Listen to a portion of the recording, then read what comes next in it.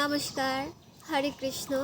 আজকে আমরা শ্রীমদ্ ভাগবতমের দ্বিতীয় স্কন্ধ সম্পর্কে আলোচনা করব।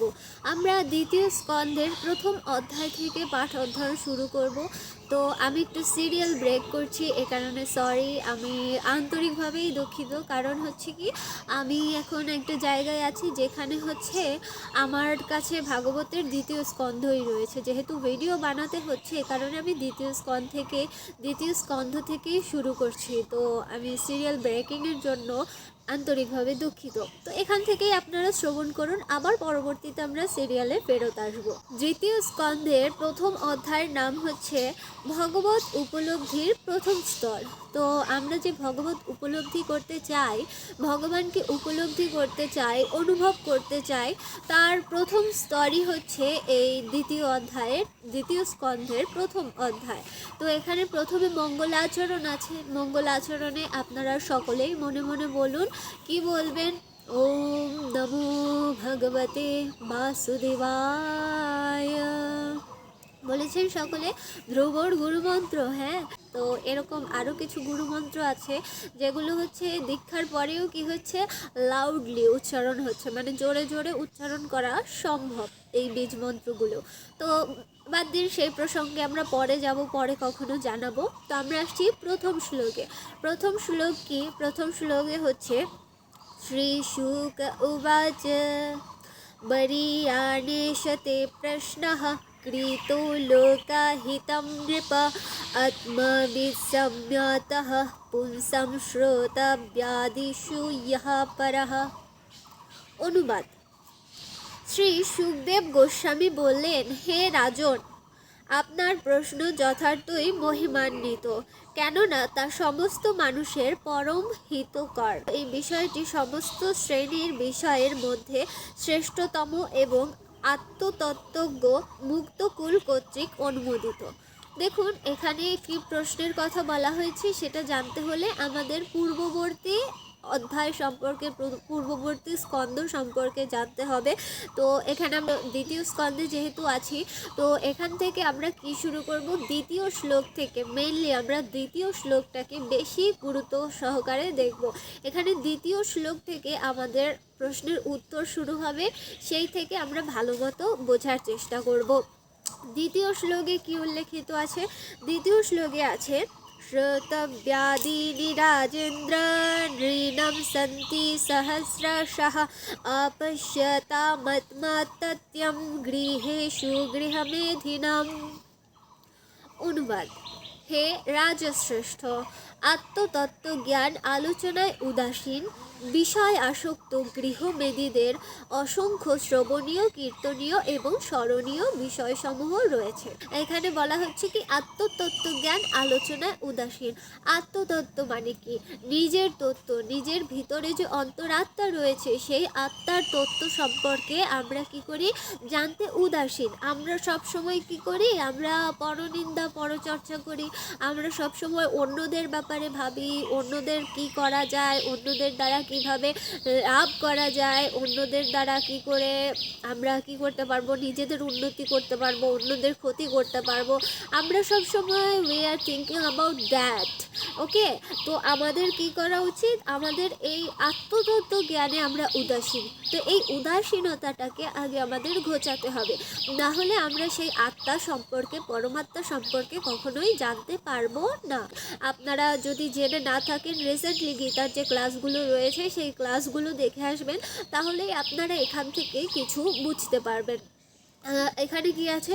বিষয় আসক্ত গৃহমেদীদের অসংখ্য শ্রবণীয়। তো যারা বিষয় আসক্ত, বিষয়ের প্রতি আসক্তি যাদের মধ্যে রয়েছে, তারা কি করে? তাদের জন্য অনেক কিছু শ্রবণীয় বস্তু রয়েছে, তাদের জন্য অনেক কিছু দর্শনীয় বস্তু রয়েছে, তাদের কাছে অনেক কিছু স্মরণীয়, চিন্তনীয় বিষয়সমূহ রয়েছে। তো এই ক্ষেত্রে এবার তৃতীয় শ্লোকে কি আসছে?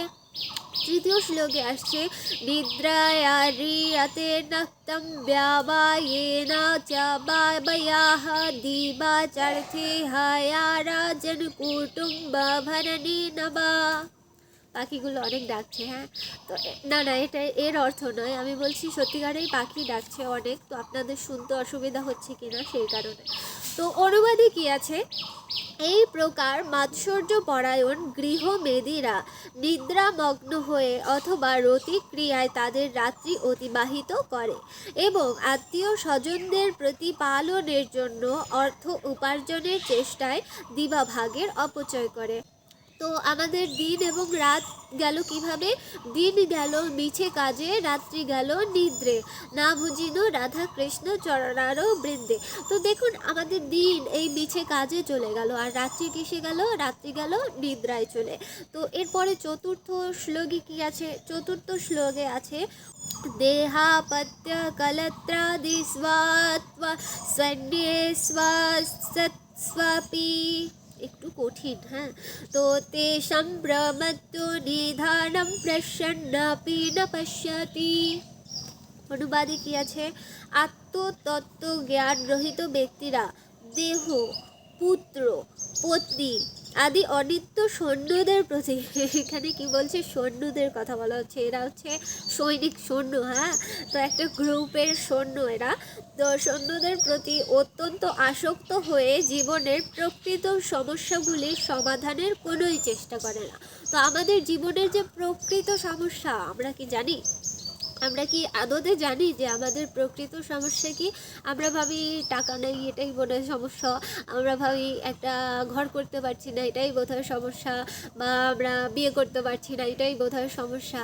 আসলে না, আমাদের প্রকৃত সমস্যা হচ্ছে কি, এই ভব সংসার থেকে উদ্ধার হওয়া, মানে ভগবত তত্ত্ব কি জানা, ভগবত তত্ত্বের কাছে যাওয়া। কিন্তু আমরা সেই প্রকৃত উদ্দেশ্য সম্পর্কেই অবগত নই। আমরা ভাবি কি আমরা এখানেই থাকবো, এখানেই আমাদের থাকতে হবে, তাই জন্য এই জায়গাটাকে যত প্রপারলি সাজানো যায়। হ্যাঁ, তো আমাদের উদ্দেশ্য আসলে আমরা জানি না, আমরা উদ্দেশ্যবিহীন কাজ করি। আর যে কাজটাকে আমরা আমাদের উদ্দেশ্য বলে মনে করি, সেটা আলটিমেটলি আমাদের উদ্দেশ্যই নয়। বিষয়টা কি হলো? একটু কমপ্লিকেটেড হয়ে গেল, তাই না?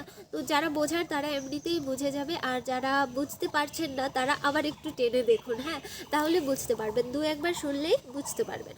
তো এখানে কি আছে? আমরা কী করছি? সেই সমাধান করার চেষ্টাই করছি না আমাদের প্রকৃত সমস্যার। এই সমস্ত বিষয়ের অনিত্যতা সম্বন্ধে যথেষ্ট অভিজ্ঞতা সত্ত্বেও তারা তাদের অবশ্যম্ভাবী বিনাশ দর্শন করে না। তো আমাদের এই সম্পর্কে যে অভিজ্ঞতা নেই তেমনটা কিন্তু নয়, আমরা বারবার জন্মগ্রহণ করছি, বারবার মৃত্যুবরণ করছি। আদিগুরু শঙ্করাচার্য কি বলে গেছেন? তিনি বলে গেছেন হচ্ছে, পুনরপি জননম পুনরপি মরণম পুনরপি জননে জঠরাই শয়নম ইহ সংসারে বহুদুস্তারে কৃপয়া পারে পাহি মুরারে ভজ গোবিন্দম ভজ গোবিন্দম গোবিন্দম ভজ মুরমতে। তো আমরা আসলে বুঝতে পারছি না আমাদের আলটিমেট ডিজায়ার কি হওয়া উচিত, আমাদের আলটিমেট গন্তব্য কোথায় হওয়া উচিত, সেই সম্পর্কে আমরা অবগত নই। আর এই সংসার থেকে যে আমরা বারবার বিভ্রান্ত হচ্ছি, বারবার কষ্ট পাচ্ছি, বারবার মৃত্যুবরণ করছি, বারবার জন্ম নিচ্ছি, আমরা এইগুলো জেনেও কেন যেন জানছি না, বুঝেও কেন যেন বুঝতে পারছি না। আর এই কারণেই আমাদের এত প্রবলেম হচ্ছে। তো এই প্রবলেম থেকে মুক্তি পেতে হলে আমাদের কি করতে হবে? কৃষ্ণ তত্ত্ব সম্পর্কে, ভগবত তত্ত্ব সম্পর্কে জানতে হবে। আমরা কি করছি? এত কিছু জেনেও আমরা আমাদের বিনাশকে দর্শন করতে পারছি না। আমাদের বিনাশ এসে গেছে, কিন্তু আমরা আমাদের বিনাশকে দর্শনই করতে পারছি না। তো আজকে এই অবধি 1 থেকে 4 নম্বর শ্লোক পর্যন্ত আমরা জানলাম। বেশি জানালে আবার মাথা ঘুরবে, কারণ আমার নিজেরও মাথা ঘুরবে, নিজেই বুঝতে পারবো না যে কি বলছি আর কি পড়ছি আর কি বোঝাচ্ছি। হ্যাঁ, তো এরকম ছোট ছোট আকারেই আমি বলার চেষ্টা করব, যাতে করে একটা দুটো হলেও আমরা অর্থবহ কিছু জানতে পারি। তো আপনারা যারা সাথে আছেন অবশ্যই আপনাদের ধন্যবাদ, এবং ভিডিওটি শেয়ার করে অন্যদেরকে অবশ্যই জানতে সাহায্য করবেন, কারণ ভগবত তত্ত্ব কথা যদি নিজে জেনে অন্যকে জানাতে সাহায্য করা হয় তাহলেও তার থেকে পুণ্যের পার্সেন্টেজ আসে। হ্যাঁ, তো এ কারণে কি করতে হবে, পুণ্য চাইতে হলে, পুণ্য প্রাপ্তি করতে হলে কি করতে হবে, অবশ্যই শেয়ার করে দেবেন এবং কমেন্টে রাধে রাধে বা হরে কৃষ্ণ অবশ্যই লিখে যান। আমার দেখতেও ভালো লাগে, পড়তেও ভালো লাগে, আর আপনারা যে শুনছেন বুঝছেন তার জন্য অনেক সন্তুষ্টি আসে মনের মধ্যে যে না, কিছু একটা কষ্টের তো সাফল্যতা আসছে, কেউ তো বেনিফিট দিচ্ছে, তো কেউ তো শুনছে, এটা বুঝলে আমার বেশ ভালো লাগবে। রাধে রাধে।